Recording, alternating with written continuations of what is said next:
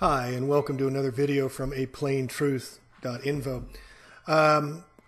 What I want to do today is a fairly short video explaining how and why Columbia, Washington, D.C., the District of Columbia, got its name and what it's a district of.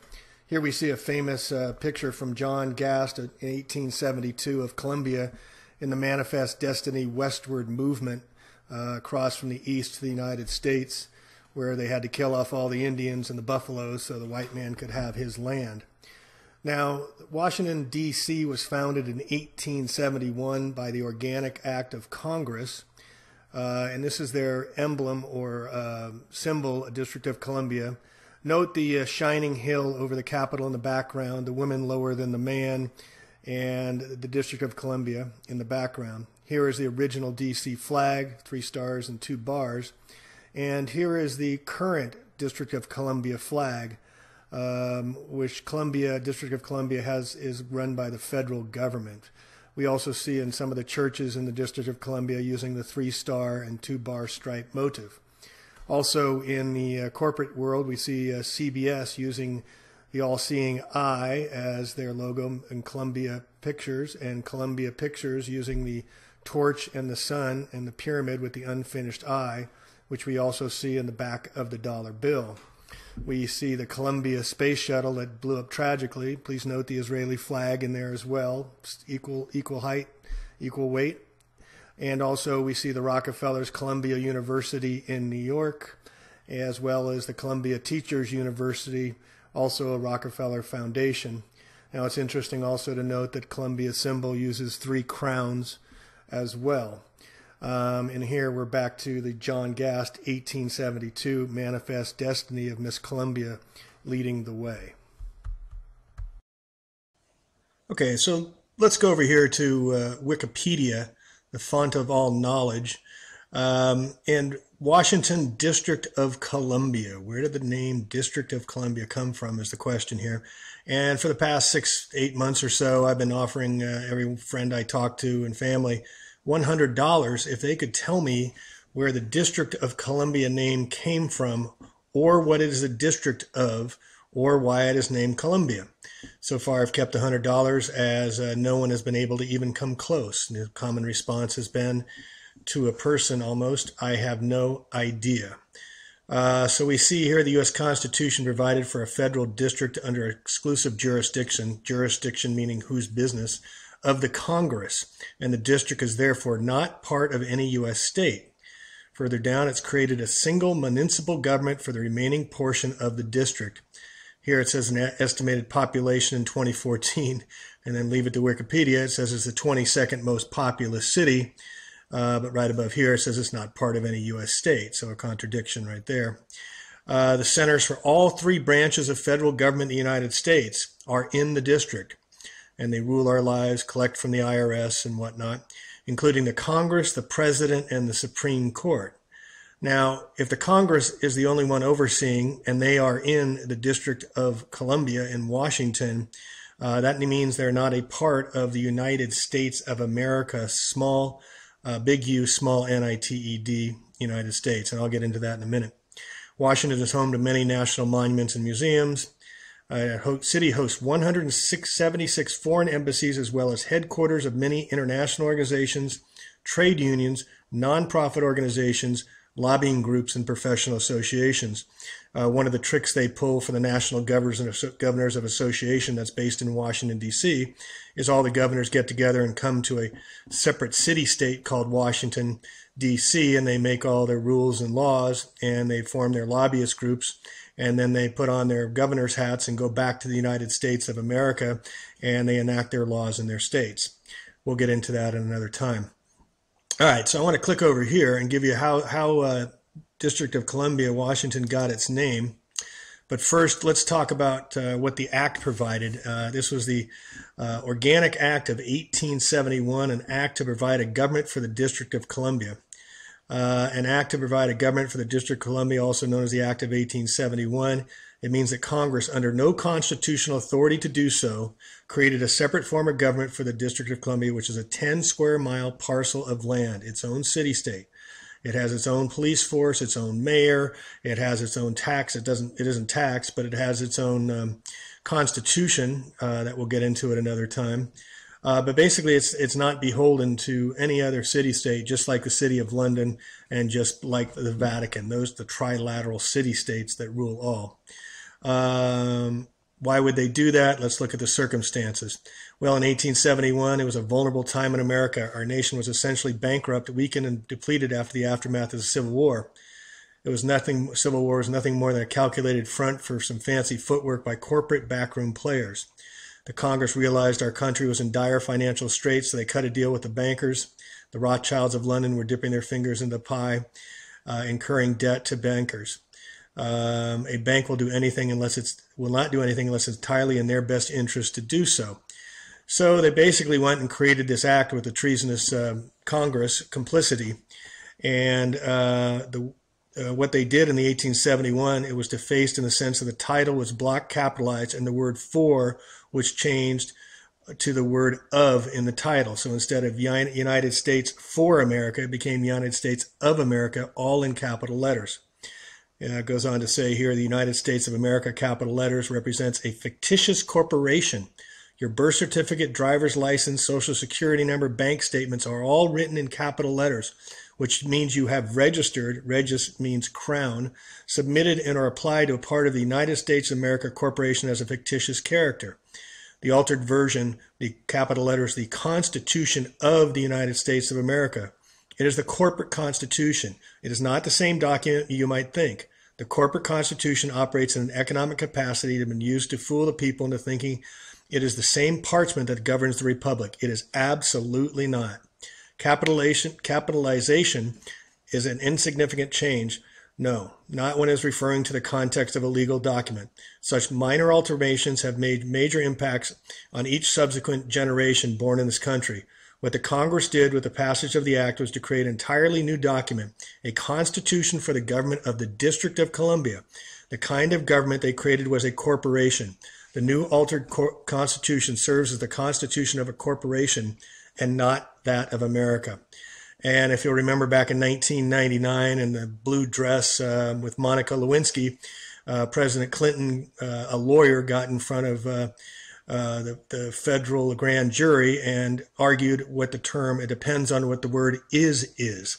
So you can understand that even small words have great meanings. All right, so going up here to how did District of Columbia get its name, or how did Washington, D.C. get its name?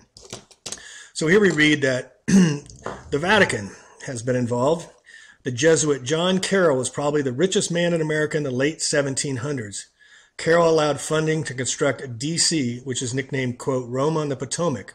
In fact, Wikipedia and the Catholic Encyclopedia confirm Washington, D.C.'s original name as Rome, Maryland. Also, a branch of the Potomac River was called the Tiber, which is named after a river in Rome. This information was written in 1902 edition of the Catholic Encyclopedia on the article on John Carroll. The owner of the land used to be Francis Pope. And now we have Pope Francis, a Jesuit from Argentina, who just, for the first time in 600 years, had a pope step down, and he replaced him. Isn't that coincidence? And his priest was Jesuit Andrew White.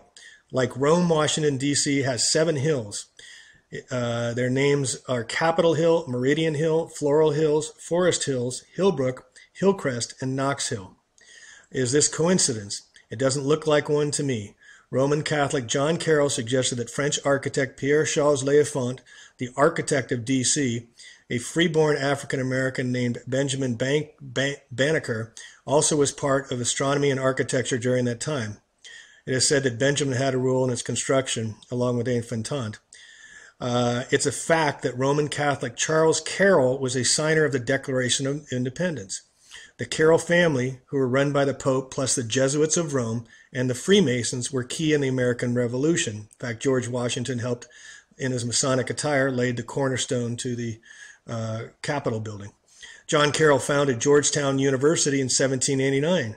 Daniel Carroll owned land in D.C. Roman Catholic Pierre L'Enfant was a part of the creation of Washington, D.C. as well. Roman Catholic Constantino Brumidi was the hired painter of occult pictures in the Capitol dome. So let's go over to here, and this is a wonderful website that we'll get into a lot more in another time. But where did the name Columbia come from? And this site is called USA versus US, and it documents how the two, the republic and the democracy, the corporation of civil law versus the republic that we think we live under, the United States of America, small letters, versus the capital letters, United States of America, compare side by side. And when most people say, well, that's not legal under the Constitution, we don't live under that Constitution. We live on this one here on the right side. So Columbia is a name for goddess of the creation, war, and destruction, more known as the goddess of death and pain. Wonderful. She is derived from the imagery of the Semiramis, wife of Nimrod and queen of Babylon, back in the Egyptian days. The statue on the top of the Capitol building, called the Statue of Freedom, is actually Persephone, meaning she who destroys light.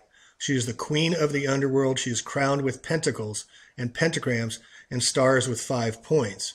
And let's go back quick over here, and you can see where here's Washington, D.C., laid out by Lafont, the Roman Catholic, in shape of the pentagram.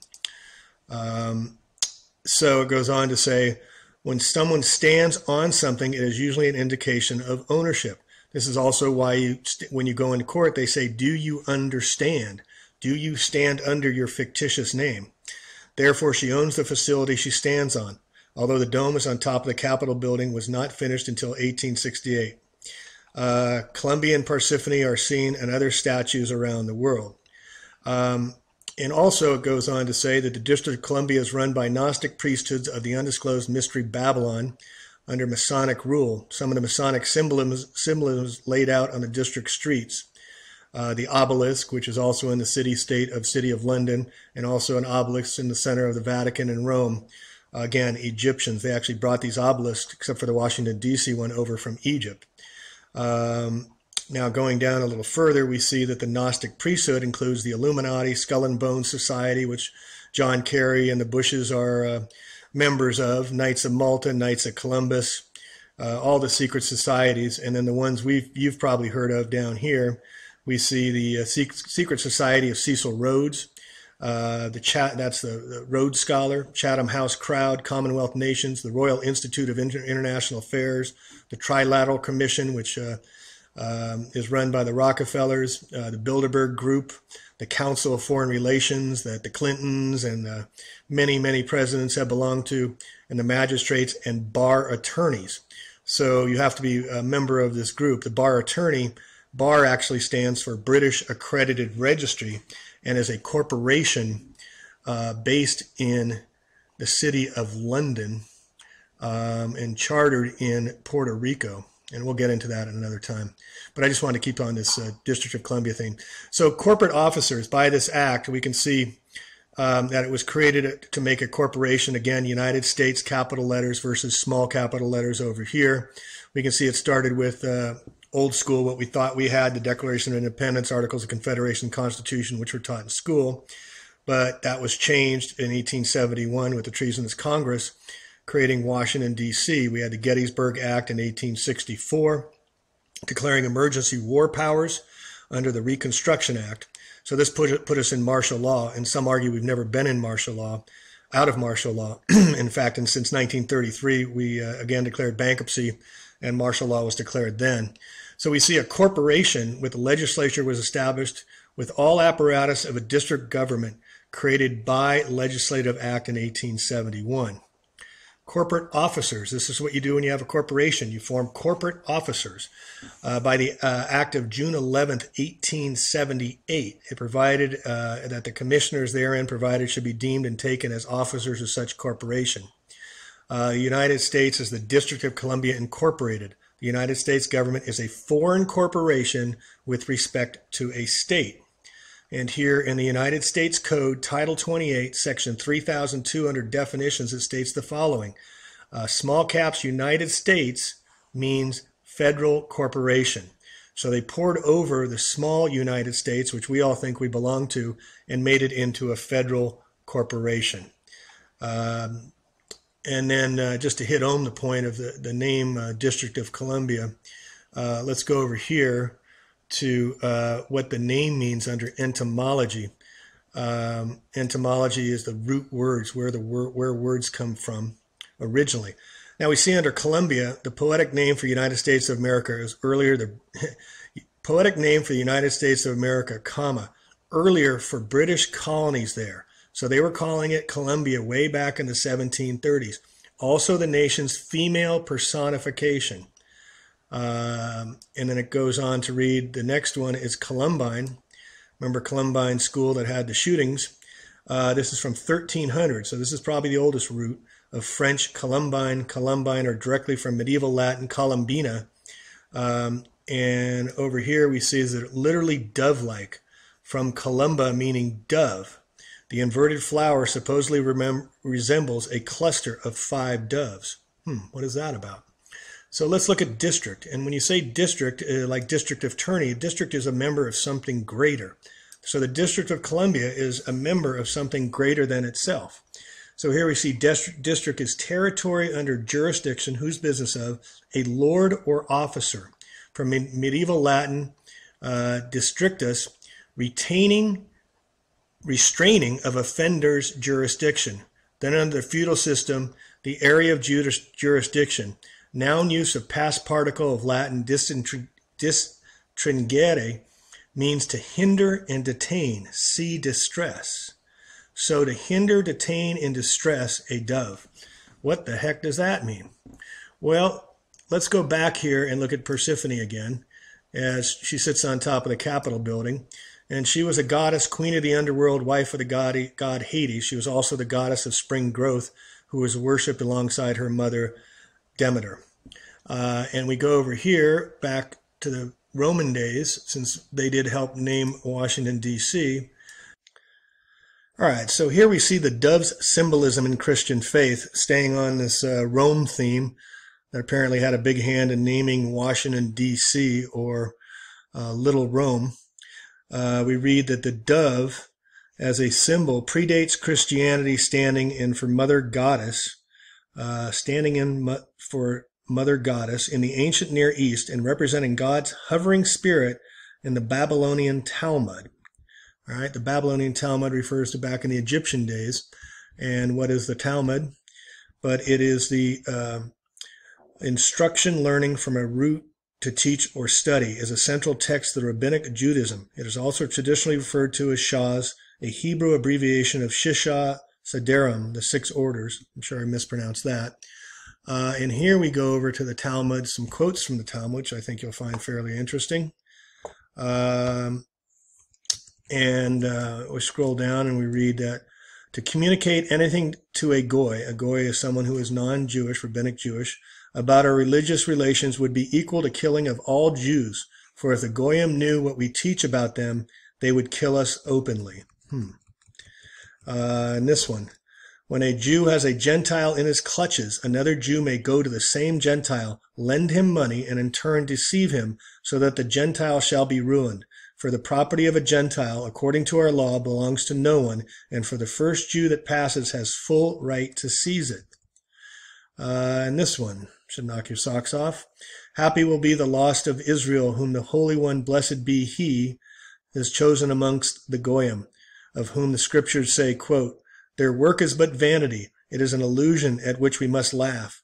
They will all perish when God visits them in His wrath, end quote. At the moment when the Holy One, blessed be He, will exterminate all the Goyim of the world, Israel alone will subsist, even as it is written. Quote, the Lord alone will appear great on that day. So what I want to bring your attention to and close with is manifest destiny. And here we see again Columbia and American Progress printed by 1872. And note here's the stand-in for the goddess, Columbia, representing the dove or representing Mother Goddess, floating over the westward movement of the settlers coming across, the white man taking out the native Indians, taking out the buffaloes. American Progress, a painting, here Columbia is a personification of the United States, leads civilization westward with American settlers. She brings the light from the east into the darkness of the west, stringing telephone wires. She sweeps west. She holds a school book as well, not a Bible. The different stages of economic activity of the pioneers are highlighted, and especially the evolving forms of transportation. And then finally, Manifest Destiny, Wikipedia, 19th century. This painting came out, as I said, 1 year after the Organic Act of 1871 by the treasonous Congress that created the Corporation of the United States, of which President Obama is head of the corporation. That takes all our tax money and runs the show. Was a widely held belief in the United States that American settlers were destined to expand throughout the continent. Widely held belief. Not by the African American slaves, I'm sure it wasn't. The special virtues of the American people and their institutions, America's mission to redeem and remake the West in the image of an agrarian America, an irresistible destiny to accomplish this essential duty. Historian Frederick Merck says the concept was born out of, quote, a sense of mission to redeem the old world by high example, generated by the potentialities of a new earth for building a new heaven. So one could even argue that their long-term plans are being implemented to create a new Jerusalem.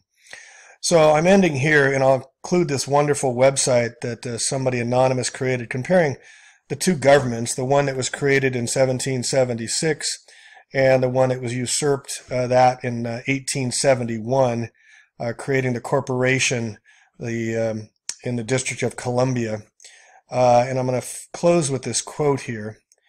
And it goes like this. A democracy cannot exist as a permanent form of government. It can only exist until the voters discover that they can vote themselves generous gifts from the public treasury.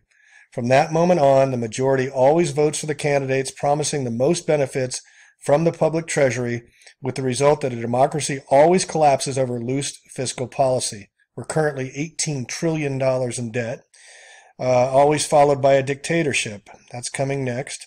The average age of the world's greatest civilizations from the beginning of history has been about 200 years. We're right about 244 years. During those 200 years, these nations always progress through the following sequence. See if you can identify where we are. From bondage to spiritual faith, from spiritual faith to great courage, from courage to liberty, from liberty to abundance, from abundance to selfishness, from selfishness to complacency, from complacency to apathy, from apathy to dependency, and then from dependency back again to bondage. Attributed to Scottish history professor, University of Edinburgh, Sir Alexander Fraser Tytler. So in closing, I will, the next video I'll do will be a little bit more at length to put together how our laws are still under Roman Latin law, how our monetary system was developed by the Vatican and the Caesar days, and we're still using the same monetary maritime law and debt system, why debt is being created and how we're all securitized debt from birth, and also how the laws trusts were originally created and from the Vatican put on child's skin when they wrote the first QV trusts. It'll be a little more lengthy and a little more in depth, and a lot of it goes into the information presented right here on this wonderful site. So thank you for listening, and we'll catch you the next time, and be well.